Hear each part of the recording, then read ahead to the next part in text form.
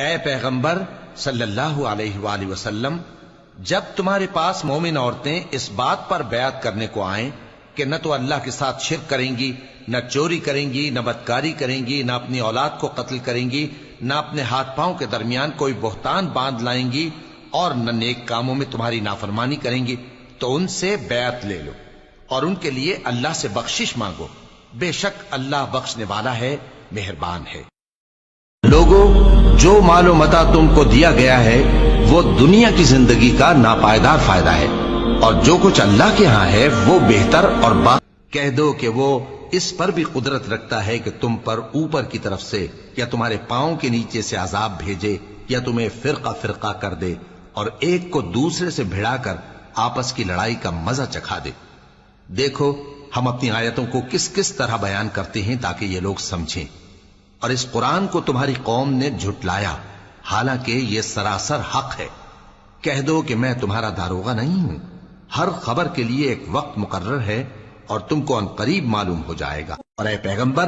جب تم سے میرے بندے میرے بارے میں دریافت کریں تو انہیں معلوم ہو کہ میں تو تمہارے پاس ہی ہوں، جب کوئی پکارنے والا مجھے پکارتا ہے تو میں اس کی دعا قبول کرتا ہوں، تو ان کو چاہیے کہ میرے حکموں کو مانیں اور مجھ پر ایمان رکھیں تاکہ نیک رستہ پائیں۔ وَزَكَرِيَّا إِذْ نَادَىٰ رَبَّهُ رَبِّ لَا تَذَرْنِي فَرْدًا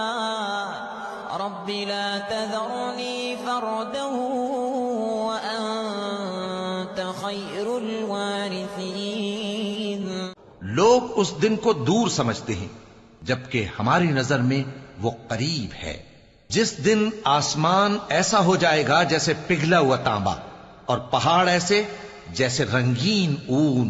اور کوئی دوست کسی دوست کو نہ پوچھے گا حالانکہ ایک دوسرے کو سامنے دیکھ رہے ہوں گے۔ اس روز گناہگار چاہے گا کہ کسی طرح اس دن کے عذاب کے بدلے میں سب کچھ دے دے، یعنی اپنے بیٹے اور اپنی بیوی اور اپنے بھائی اور اپنا خاندان جس میں وہ رہتا تھا، اور جتنے آدمی زمین پر ہیں غرض سب کو دے ڈالے، پھر اپنے آپ کو عذاب سے چھڑا لے،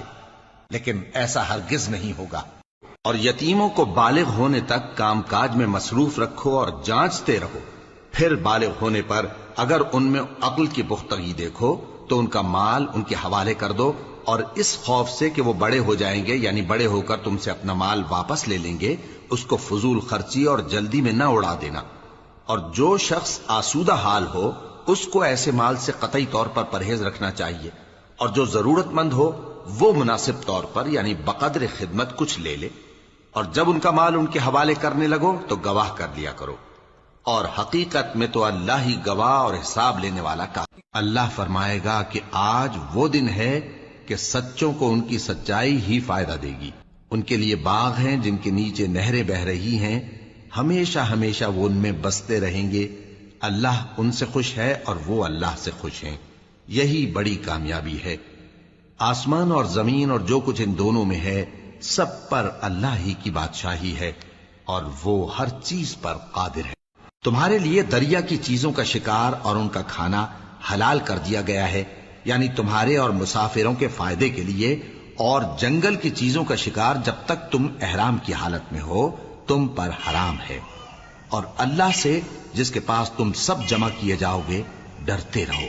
اور جس کو ہم بڑی عمر دیتے ہیں تو اسے تخلیق میں اوندھا دیتے ہیں، یعنی اسے بچپن کی کمزوری والی حالت کی طرف لوٹا دیتے ہیں، تو کیا یہ سمجھتے نہیں؟ اور ہم نے ان کو یعنی اپنے پیغمبر صلی اللہ علیہ وآلہ وسلم کو شعر گوئی نہیں سکھائی، اور نہ وہ ان کو شایع ہی ہے، یہ تو محض نصیحت ہے اور صاف صاف قرآن ہے، تاکہ اس شخص کو جو زندہ ہو خبردار کرے اور کافروں پر بات پوری ہو جائے۔ جو شخص نیک بات کی سفارش کرے تو اس کو اس کے ثواب میں سے حصہ ملے گا، اور جو بری بات کی سفارش کرے اس کو اس کے عذاب میں سے حصہ ملے گا، اور اللہ ہر چیز پر قدرت رکھتا ہے۔ اور جو لوگ اللہ کی راہ میں مارے جائیں ان کی نسبت یہ نہ کہنا کہ وہ مرے ہوئے ہیں، وہ مردہ نہیں بلکہ زندہ ہیں، لیکن تم اس شخص سے بڑھ کر کون گمراہ ہو سکتا ہے جو ایسے کو پکارے جو قیامت تک اسے جواب نہ دے سکے اور ان کو ان کے پکارنے ہی کی خبر نہ ہو، اور جب لوگ جمع کیے جائیں گے تو وہ ان کے دشمن ہو جائیں گے اور ان کی پرستش سے انکار کر دیں گے. اور اگر کسی عورت کو اپنے خاوند کی طرف سے زیادتی یا بے رخی کا اندیشہ ہو تو میاں بیوی پر کچھ گناہ نہیں کہ آپس میں کسی قرار